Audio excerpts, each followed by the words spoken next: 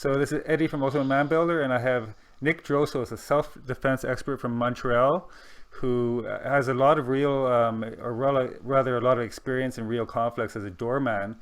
He also has a following of more than 63,000 people on YouTube, and I know this has grown like quite substantial because I've been following Nick's content for quite a while there, and it was a lot smaller than 63,000 when I started following more than a year ago actually. So Nick, welcome to the show. Thank you, Eddie, for having me. Yeah, no, it's awesome to have you on here. I've been watching your stuff for a while. You teach basically real self-defense. It's nothing fancy. I know you do a lot of stuff, almost like conflict resolution, like kind of stopping the fight before it starts, or even doing preemptive strikes and this kind of stuff. And we'll get into those details here in a bit. But I'm really curious, and the viewers will be curious as well, or the listeners rather. What is your story? Like, how did you get into martial arts in the first place? Were you bullied as a kid, or was it just something of interest? You know what? It really started with that. I grew up in, a fairly poor and pretty, tough neighborhood. Grew up in Park X in Montreal. And, being bullied as a kid at 8 years old, I just, told my parents, Dad, I want to start doing Kung Fu. I want to learn martial arts.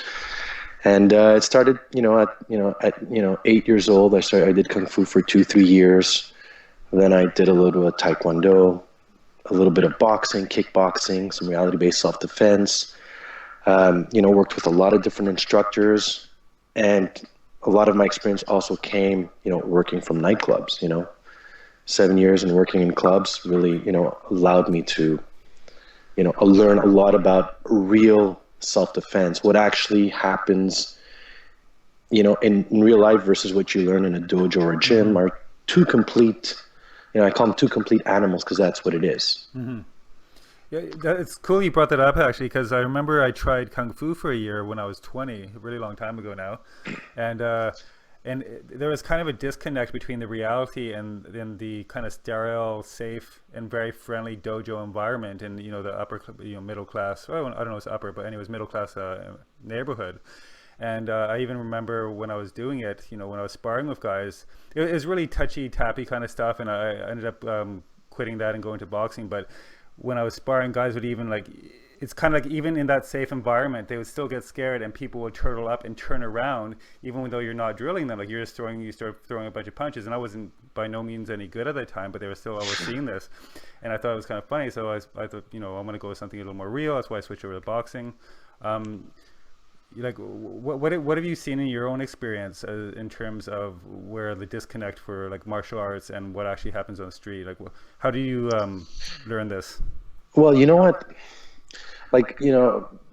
I realized very quick that a lot of the techniques, a lot of the memorization, a lot of the fancy kicks, there's a lot of stuff that's taught that, again, is going to work in slow motion when the guy is not committing, when you're training with a partner, when you're, in a safe, controlled environment, and the person's not committed. I always talk about the story where, I was doing, training reality-based self-defense. Mm-hmm. And, I had a gun put to my head, and in the dojo, I'm trapping the gun in the gym, and I'm pointing the gun, and I felt like a superhero, and everybody around was like, wow, you're super fast, looks so cool.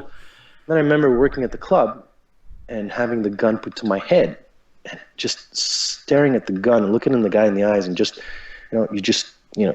for a split second, I'm like, okay, you just went blank, critical focus. You lose moment in time. You're like, holy shit, my hands didn't come up. I didn't, pull anything fancy. I just stayed calm. I just remember saying, Nick, just start talking. Start talking. Start diffusing. Start de-escalating. Don't be a hero. If you trap this gun, even if you do super nice, there's, about 100 people get in line waiting. So, that's where the difference comes in, and that's where the experience and knowledge comes in. And this is what I like to teach people. Like, a lot of my self-defense is not only physical. A big part of it is awareness, verbal diffusion. You could avoid 90% of the situations just by being aware, and the other 9 by diffusing them. A lot of them are ego-based. So, other than, being ambushed for a particular reason, or if somebody is out, to hurt you, that's, obviously, if somebody, I always say, if somebody wants to, has the intent to hurt you, well, eventually, it could happen, but again, a lot of it is, you know, awareness, and, you know, I try to cover all that. And like, you know, when I spent years doing martial arts, and I love martial arts, I think it's great, and it gave me some great tools. But again, we never talked about awareness or diffusion and stuff like that, you know, and little things that you can do just to be safer. So just kind of, you know, not pulling out your $5,000 camera when there's, you know, in the wrong neighborhood kind of thing. Even that Yeah, kind of no. awareness. I was in Mexico one time with one of my exes, and visiting family in the areas we're in, and some of the people who were kind of around were not the friendliest, and she pulled out her nice shiny you know, iPad or something like that, and she started taking pictures. I was like, no, I kind of, you know, put that back in your bag. I was like, yo, I'll tell you when you can take it out. So just being aware of what's around you is obviously that's a big start. Totally. You know, and in terms of, you know, I believe self-defense has to be simple. You know, you got to keep it as simple as possible. Under a high stress situation, your body will not be able to remember all the blocks, all the techniques. There's too many variables to have an ABC sequence. You know what I mean? I give the best example. If you do the same scenario 5 times and you change, you change the scenario each time just by adding one person with a knife, or there are two, you're going to get a different outcome. You know, it's very hard. So when I look at anything that's very technical, that's very sequenced, that has a pattern of 1, 2, 3, I move this way, he moves that way, you don't know how your attacker is going to move. You know, and that's really the difference, you know. And you said you did boxing. I spent years, I trained at one gym, Knockout Gym, and I was like, you know, I boxed there for like about a year and a half, and I worked with pros, and, you know, just to work on my boxing. And again, you know, it's the skill that you acquire through boxing, the difference between hitting closed fist or open hand.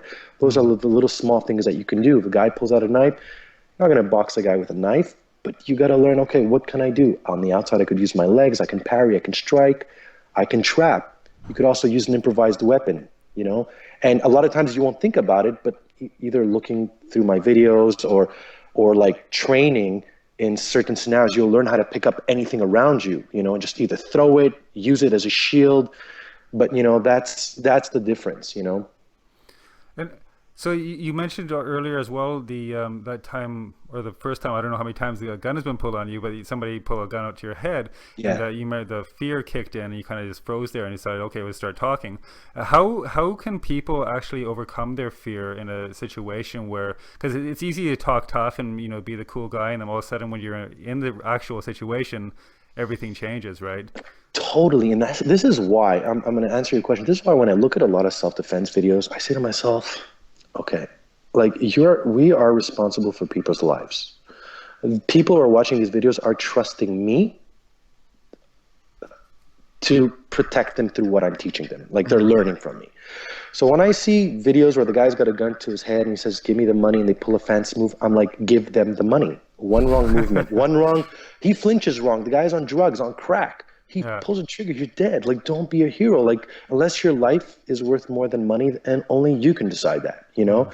And how do you overcome fear? That's the greatest question I get.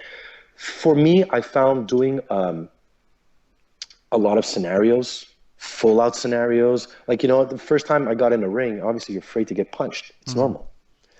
The more you do it, even though you're afraid, step in, get out of your comfort zone, start very light and work harder, and, like, you know, start with bigger gloves, go light, get a good spar partner, do drills, and, you know, try to overcome like the fear of, let's say, of getting hit, doing scenarios 2-on-1, 3-on-1, experiencing a small minimum adrenaline through scenarios.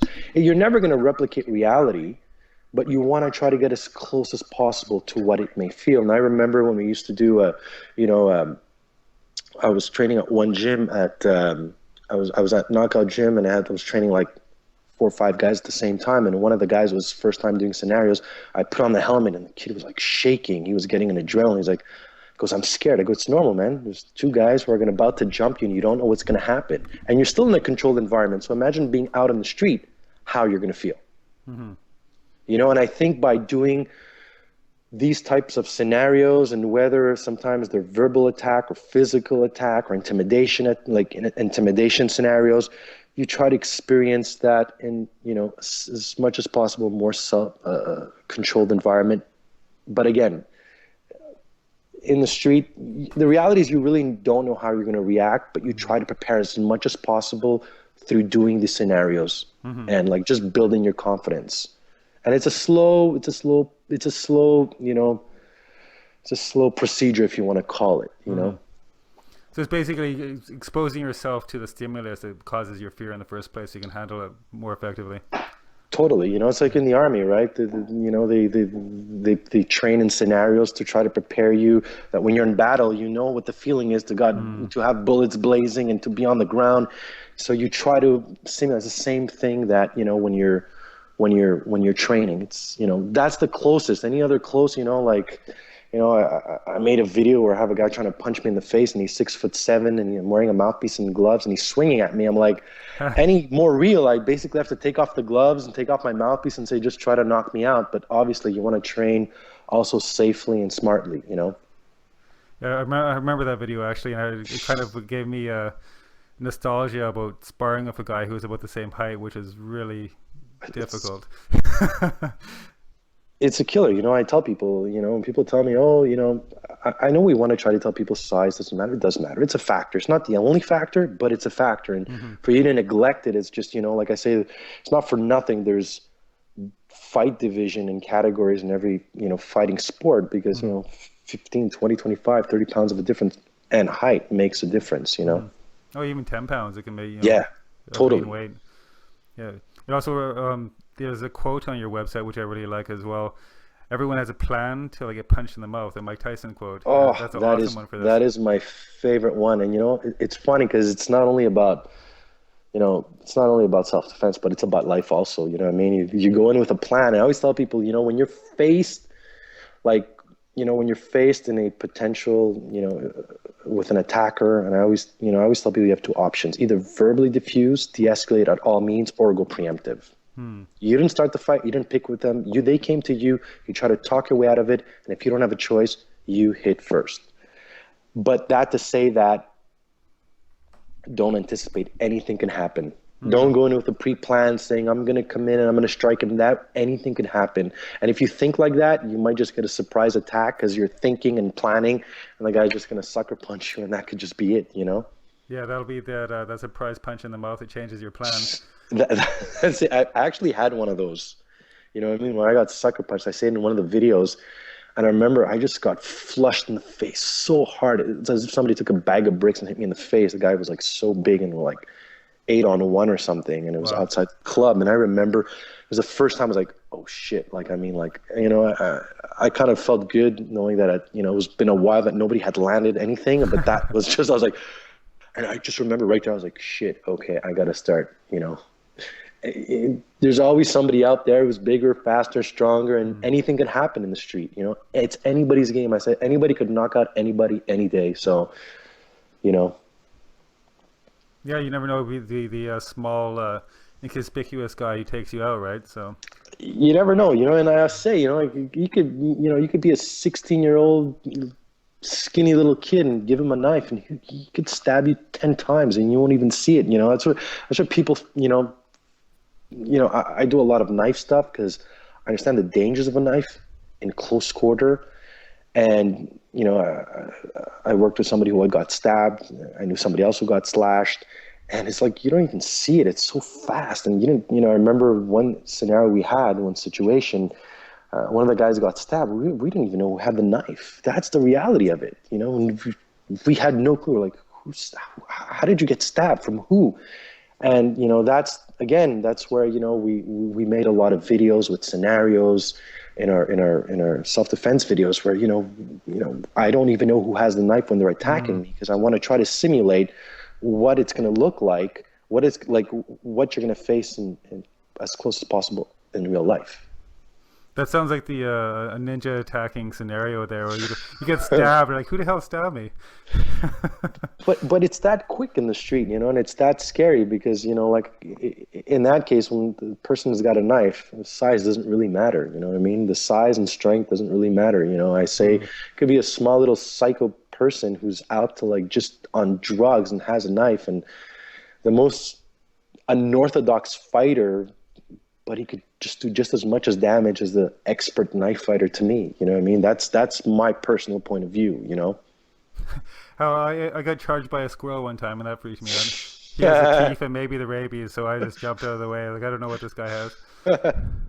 So in the knife fighting scenarios you've seen, like typically what kind of like there's probably a lot of fantasies about knife fighting, and there's all the movies where James Bond or whatever, he disarms the guy and breaks his arm. Like what typically would actually happen when somebody does pull a knife? And most times you won't see the knife. Most times you won't see the knife. Um,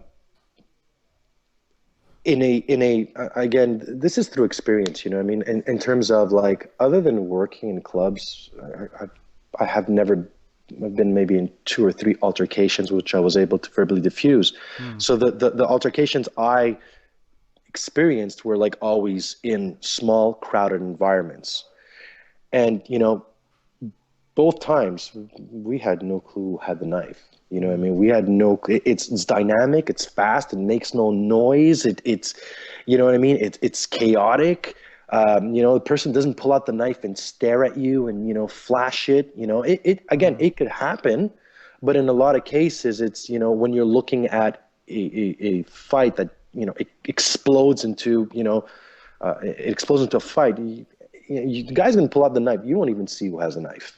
You know what I mean? I remember, I give you a difference between a gun and a knife. And I remember in one club I worked and somebody pulled out a gun and shot in the air, and you should see when you're, man, everybody just, people were jumping out, people were on the floor. We were like, what the hell is like, what, you know what I mean? We were like, where is it coming from? Who's got it? You know what I mean? So again, those are the realities versus, what, some videos show, and that's what I try to do in our self-defense videos. Yeah, you have the static knife attack where the person might place the knife somewhere in your body. You have the dynamic, but when you're looking at the type of situations, if you're the type of person who goes out to bars or to clubs or stuff like that, those type of scenarios I've seen, rarely do you see anybody just, pull out the knife and say, hey, I got the knife. No, you know what I mean? It doesn't happen like that. And especially when I see videos with knife fighters who hold the knife and they're squaring off one-on-one, what's the chances of you meeting another knife fighter and go one-on-one with them? You know what I mean? I understand it could be part of a drill where you're developing some skill and this and that. But again, that's the main difference I see, Yeah, you're probably not going to have a gentleman's battle. It's going to be more like somebody pulls it out, like you mentioned, and they just kind of stab you. You don't know how it was in a crowded environment like that. And you won't even feel it under adrenaline. That's the thing. You won't feel it under adrenaline. You actually might think you're getting punched. You won't even feel it. You know what I mean? A sick thing, I saw somebody get stabbed with a pen. I was working outside the club, and there's just a big brawl, and the guy walks to me, and he's like, I could see his days, and he's got like scars in his neck and his face. And I'm like, shit, I just realized, shit, he got stabbed with a pen. You know what I mean? I could see all the stuff around him. Like, so again, you know what I mean? A guy pulled a sharp object and he probably didn't even see it, so that's the reality, you know what I mean? And that's why, again, I focus on awareness. Like when you face with an attacker, where's his hands? His hands on his pockets, behind his back? Is he looking around? What are the cues? Those are the most important parts of self-defense that we miss. Don't cover the knife when it's pulled out at your throat. Cover the knife when the person's following you, he's angling off, his hands behind his pocket, he's getting close. It's like, okay, what is he doing? Why is he reaching for his pocket? Why is he coming so close? How fast am I ready to move? Where am I moving? Is an improvised weapon close to me? That is, to me, self-defense. That's what I teach. That, I think, is a strong point.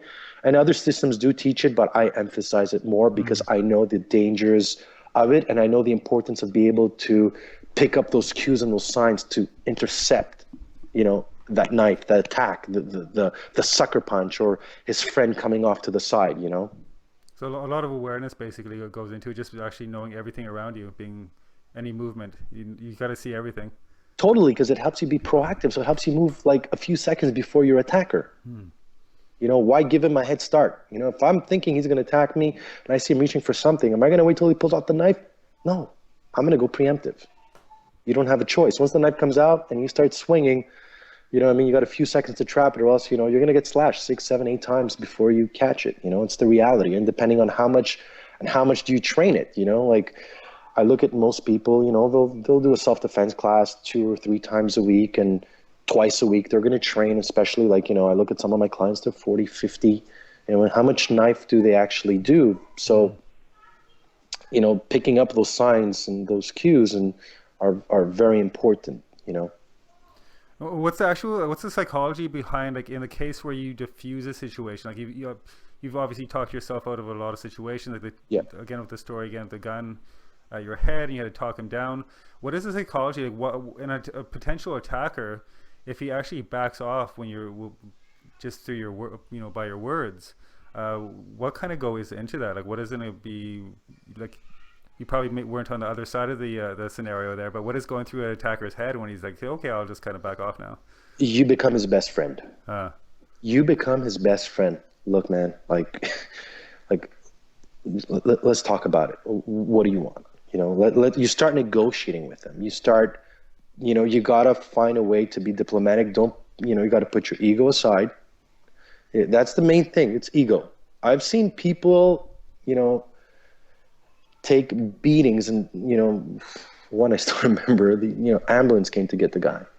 All he had to do was say, I'm sorry. All he was asked, apologize and leave, and he refused to apologize. And that's why I tell people, put your ego aside. You don't know who you're messing with in the street. It's not a ring fight. You don't know your opponent. You don't know if he's been in prison. You don't know if he has a weapon. You don't even know, he might be psycho enough to come back in 6 months and get you. That's the difference. And I think that when you're faced with these type of scenarios, you have to put your ego aside. You have to talk to him. You have to listen and communicate to everything that he's saying, and find a way to, get him on your side through verbal. Find a way to be like, look, let's talk about this. Let's find a solution. Nobody needs to get shot today. We could find a way to not make this go physical. Have you actually ever become friends with somebody after a scenario like that? Like you're saying, like, make him a friend. Have you actually became friends in real life afterwards? Actually, yeah, one guy. I won't say friends, more of acquaintance. Like, like when you work in that type of scene, you after a while, you don't want to make enemies with these people. You want to, you know who they are, and you find a way to, like, befriend them, polite, find a way to, like, just, and at a certain point, there's a certain amount, there's a respect that grows between the both of you, and that's it, But like in one case, yeah, like I was able to diffuse, and then I was like, all right, cool, didn't go physical. I respect you, respect me. Don't do any trouble here. Everything's good, and that's it, But I believe that could be with anybody out there when you're faced with a situation, So there's a lot that could be done just through verbal and putting your ego aside, and but unfortunately our ego gets caught up, and we want to prove ourselves that we're strong and that we can do it, and that's what gets in the way. And sometimes I say that's what's going to get you killed. What I mean? So I tell people, just put your ego aside. Even if the guy calls you a fucking pussy, I'll fucking kick your ass, get out of my face. All right, man, no problem. You're walking away, that's fine. Now you come in my face too close, now you're either going to get hit because you're in my range. Like, now you're a little bit too close, you're in my comfort zone. But, I tell people, if they're 15 feet away, they could tell me whatever they want. That's fine. And I'll, you won't get a response from me from that.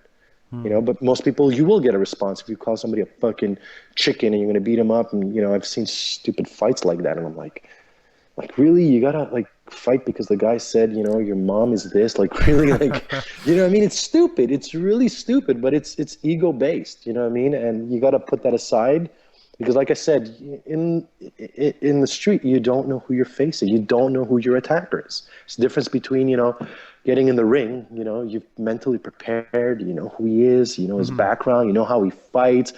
You could tap. Worse, you're going to get knocked out. Big deal, right? There's a paramedic right there, you'll be fine. Yeah. In the street, you get knocked out, the guy might, not stop when he knocks you out and pull out a weapon and stab you or kick you in the face. So that's the danger, that's the big difference. Yeah, I know guys who have been punched in the face and they dropped, And the punch wasn't so bad. It's just when they hit their back of their head on the pavement, that was the bad part. Oh, but you see, that's something that a lot of people don't talk about. Like to me, like that, that is, and I hate saying my story, but I saw it once where the guy just got knocked and his head went right to the step and it just split right open. I was like, and you just literally see like, Oh wow. so those are like, and it's really funny because the more it's not funny actually, but the more you see that stuff, the more you actually hate violence, the less violent you become. I'm so much about, self-defense, and that's what I try to teach people through my videos, through our videos on YouTube. Just, learn how to defend yourself, learn how to, you know, empower yourself, feel confident about yourself, feel strong, change the way you stand and the way you walk and your complete energy as a person. So you're not that victim. So people don't see you as somebody easy to pick on. And that's where a lot of it starts. That's totally true. I saw there was it was kind of like a surface level like preliminary study, but they kind of showed videos to violent offenders in prison, and they kind of asked them, who would you choose as a victim, like who would you attack or mug or whatever. And it was funny. I think it was like a really high percentage, like more than 80% or 85% of the people that they chose to say, oh yeah, I'd rob that guy. These people were actual, like in real life, previous victims. Like they had been robbed or attacked and assaulted, and it was almost like they're showing stuff with their body, the way they're walking and their eye contact, and how they're holding themselves. They're like, hey, attack me. Whereas some other people will just never get attacked. They just walk around and they really hold themselves up well. You know what? That is it, totally. I mean, you develop a victim mindset and you start, walking like one, and predator could smell that. You know what I mean? Like you'll see that through your body language, the way you're standing. Are you looking down? Once the person decides to come close to you, tell people you have two options. You could turn around and look him in the eyes and face him, or you could just keep walking straight thinking he's going to go away. But you walking and thinking he's going to go away and tucking your head, they just said, all right, once I grab her, she will do everything I tell her. But if you turn around and you face your attacker, are you following me? Do you need something? If you're a woman, are you following me? Do you need something? I tell women, like, he's not suddenly going to become an attacker if he wasn't planning to attack you. He'll be like, oh, I'm really sorry, you know what I mean? And either cross the street or, go the other way or like apologize, which doesn't mean I'm still going to keep my eye on him and I'm still going to be aware where he is.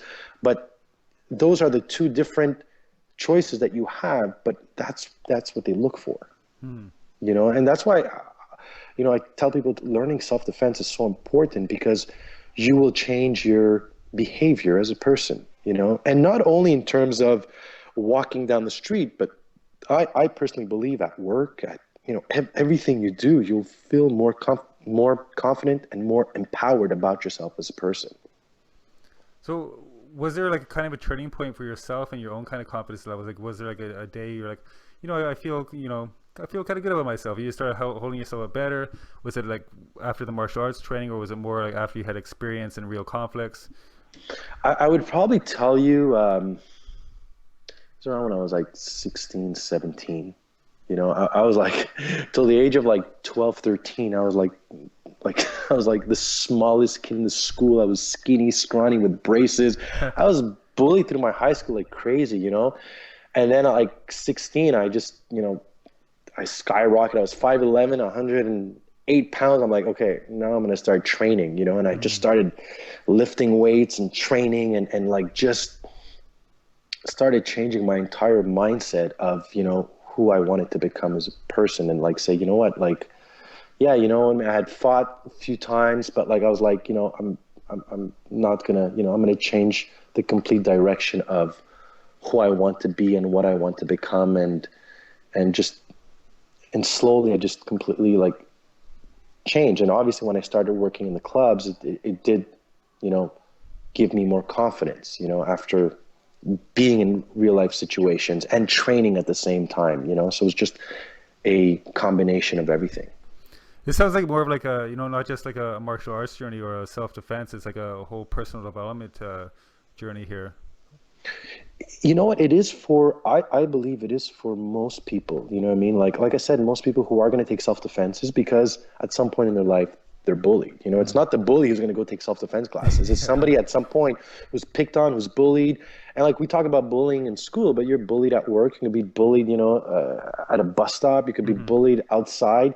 And learning self-defense will empower you, will, you know, slowly give you more confidence to believe in yourself and to be able to stand up to, you know, everything and everybody around you. So there's a whole approach to it, I believe, more than just learning how to throw a strike without getting too zen. You know what I mean? You don't need to like sit and meditate. I don't do it, but like, I mean, not for me, but I mean, there's more to it. Like it starts with learning self-defense, but a lot of things are attached to it. Just the confidence that you build on a, you know, daily basis, but slowly. It doesn't happen instant. It gradually happens. That's my belief.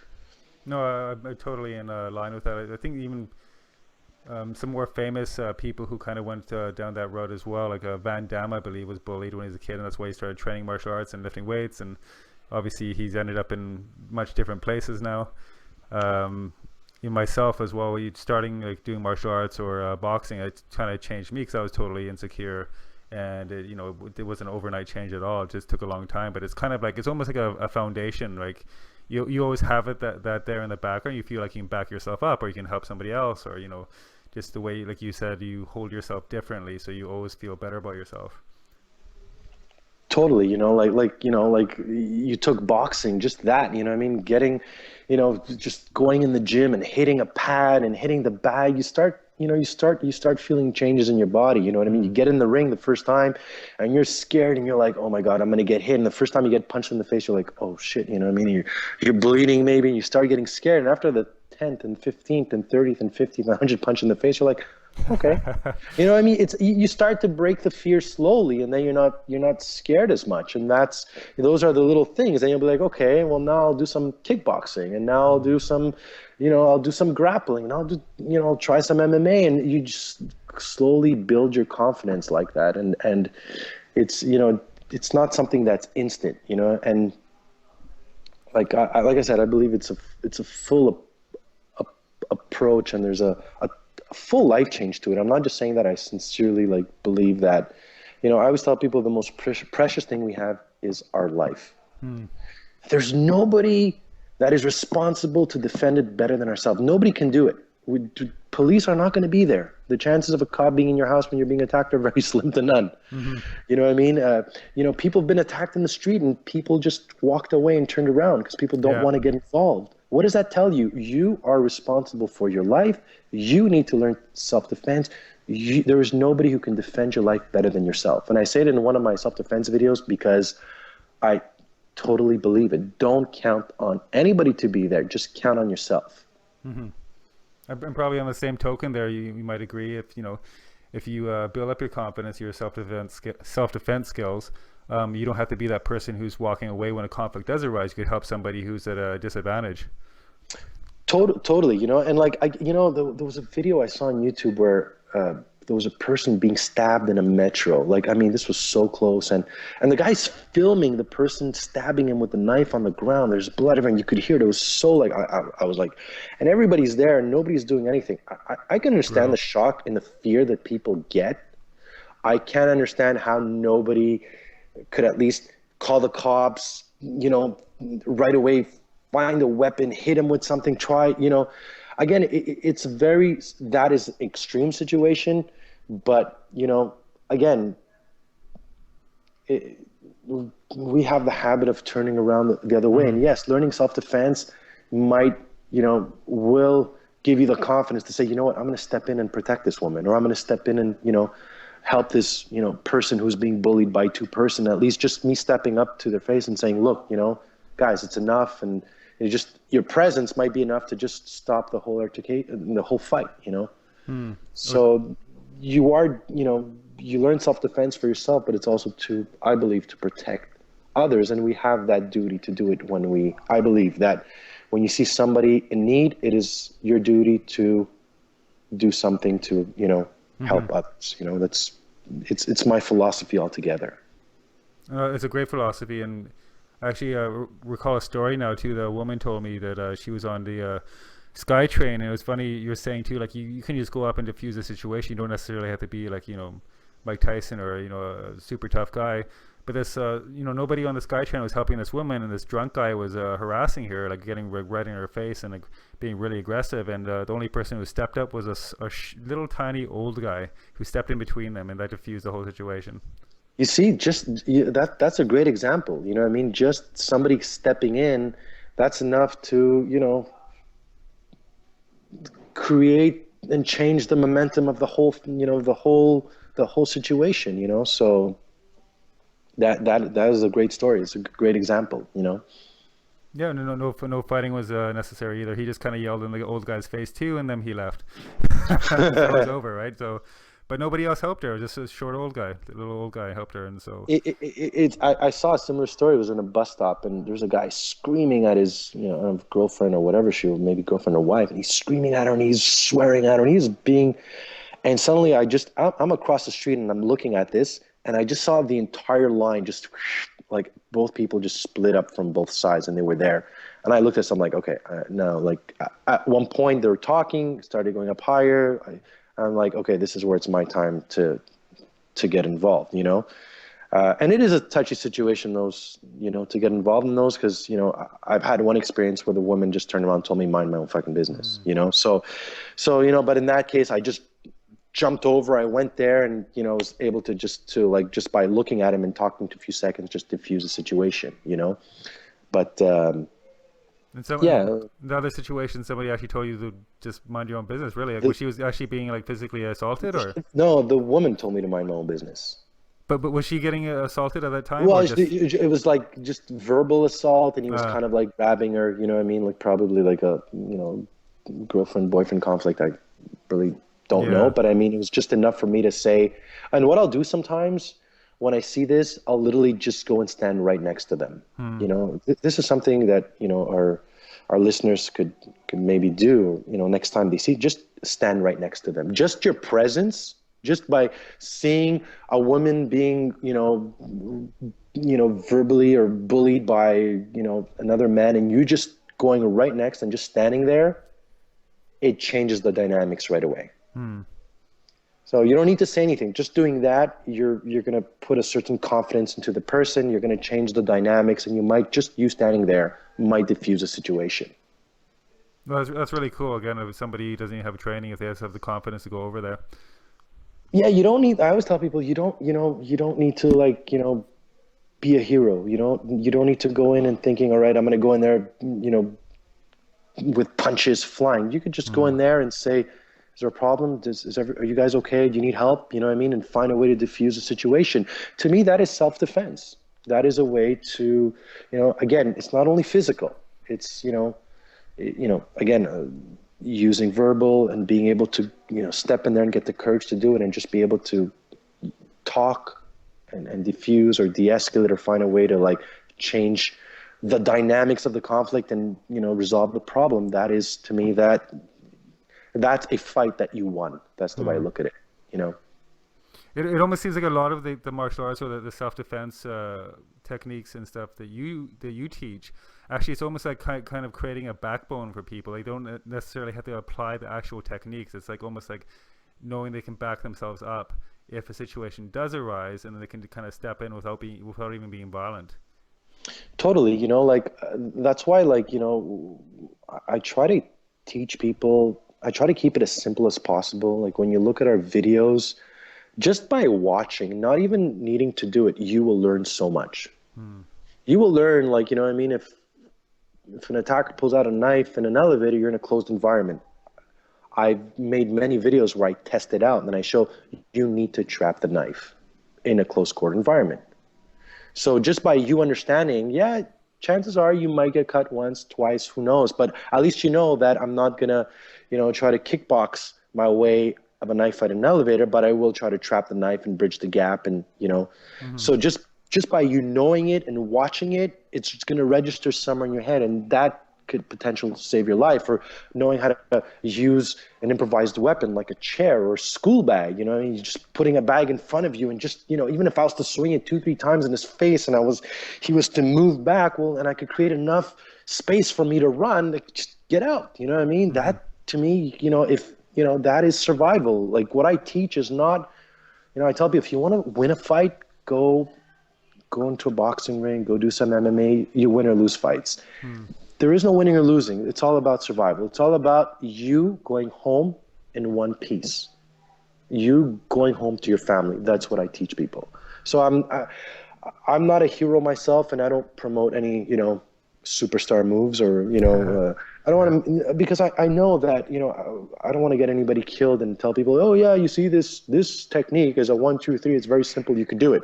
Then you try to do it and you get stabbed and you realize, well, I thought I can do it. Well, no, because when a person's going to attack you full speed, full out, he's not going to come the way you just asked him to come, like in the video. He's going to come anyway, and that's a scary and dangerous part. And that's why, again, in our videos, we've developed a lot of drills to develop all those, teach you the strategies and the principles and the skills and develop drills to learn how to trap a knife and what to look out for and how to pin it, how to trap it, how to strike back. So that's, again, that's the difference, between what you're going to face in the street and sometimes what you do. I'm not saying there's some very good systems out there, but there's also some systems out there that I see that, I believe can get you killed if you try of it. I think you have better chance of just going berserk on your instincts than trying to pull some fancy move. Yeah, your brain will probably just freeze you anyways as soon as you try to even like recall a sequence when somebody's trying to knock your head off. Like you're not going to even have enough time to recall a sequence. Totally, because your body's going to go into first of all, you're going to go into automatic pilot. And I could tell you from experience, when you're fighting in a ring, you're in a different state of mind. You're in a clear state of mind. You're studying your opponent. He's moving. You're breathing. You're not in the street. You have a couple of seconds. You got a couple of seconds to diffuse or go preemptive and get the hell out as quickly as possible. I always tell people, you want to go gross motor skills. A principle: think big, aim big, hit big. That means use your biggest weapons, hit the biggest target. Don't go for anything specific. Use your palms, use your elbows, headbutts, knees, grab the guy's hair, slam it, whatever you find, grab an improvised weapons, just keep it simple and get out as quickly as possible. You're not going to think about, any specific, anything precise, like I'm going to, punch him in the forearm and I'm going to, grab his ear. Like it happens too fast. You just want to hit the guy. I would say just hit him, palm him, neck crank him. You got his eyes, you go into his eyes. If you don't get his eyes, just grab his head, slam it on the floor, slam it, and, use your environment, So it's got to be simple. It's got to be fast, because the longer you stay in there, I tell people, the less chances you have of surviving. It's almost like, you're not really, like in reality, you're not going to be able to use your finger for the death strike, right? No, you're not going to find it. You know what I mean? Again, and like I've done this a lot. And the fact that I've done a lot of scenarios and I've been in a lot of situations, your adrenaline kicks in, the fight or flight, you're listening to there's a lot of stuff happening at the same time. So anything complex won't work. Right? Unless you're training like every day, like, and you're doing scenarios where you might be able to, through a lot of training, be able to a little bit be more clear in the present moment. But a lot of times, if you don't have a lot of experience, everything is going to seem very foggy, very fast, And a great example of that is that, through my years of working in clubs, with time, I actually learned how to, be completely clear and focused and breathe. And I was able to control my adrenaline, I had a certain control of everything that was going on. Whereas at the beginning, I would, I remember one of my first big situations, I panicked. I was like screaming. I was all over the place. I'd lost a little bit of control of suddenly all the skills and everything I trained kind of went down the tube. But with time, I regained and I learned how to use it in a high stress situation, because I was faced with it on a regular basis. After you get 2 or 3 adrenaline dumps in one night, you know what I mean? It's something stupid like just kicking out, some kid who's a little bit drunk. But when you're called and you said like, you got to come down now, you're like, you don't know what's going on. So the adrenaline goes from 0 to 100 in a second, and you're running down and you're like, what's wrong? And it's like, so you got to make it fast. You got to fast decisions, adrenaline's kicking, fear, because you don't even know what's happening. So there's a lot of stuff happening at the same time. So I could imagine somebody who is not faced with this on a regular basis, they will be so overwhelmed. And this is why, again, it's important to learn self-defense. It's important to do some training, do some scenarios, and experience a little bit of that adrenaline. Because a lot of times people have mistaken adrenaline for fear. That's the most common thing. And I'm like, no, it's your adrenaline. Trust me, you need it. That's what's going to keep you alive. When you're going to get punched in the face, it's adrenaline. I remember a friend who got stabbed in a club, and he didn't know he got stabbed until he got in the car and drove halfway to his house because he didn't feel it. It was a small stab, but just to say that the adrenaline kicks in and you don't feel, and that's why a lot of times when people get hit, it's only after they're like, oh shit, you know what I mean? Like, people have been stabbed or slashed. Only after the adrenaline goes away, you start feeling you seeing the blood or the cuts or the punches, and you start, again, you start freaking out. You know what I mean? Yeah, that's pretty crazy to you say that, like, you got stabbed, you got halfway home before you realized it, because we all know how it feels to get a paper cut and how painful that is, right? But the fact that you could actually be stabbed and not even realize it, it just shows how, like, it's like the adrenaline's a major anesthetic in your body. Like, it just there for survival, obviously. So it's just numbing out every. All right, this is Eddy Baller, and I'm back with Nick. And my computer just literally shut off for no reason at all because it still has power, but that's the way it works. I'm not a technical guy. I don't know how to prevent that. I think I just need a new computer.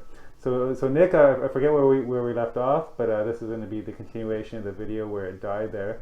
But I wanted to mention your new site. I want to plug your new site because you actually, I think we might have been speaking about conditioning yourself and putting yourself through different scenarios, and you have a lot of those scenarios. Like, I've been watching a lot of them on your YouTube channel, and I've really like them actually. And because I do have some martial arts experience and more boxing, it kind of everything just seems the flow very naturally. Like the actual techniques you do show, it's nothing that you have to be like super flexible for. You're not going to be doing any like flipping kicks or anything crazy. It's just very kind of practical stuff. But you have a new site out now because you actually just launched a new product.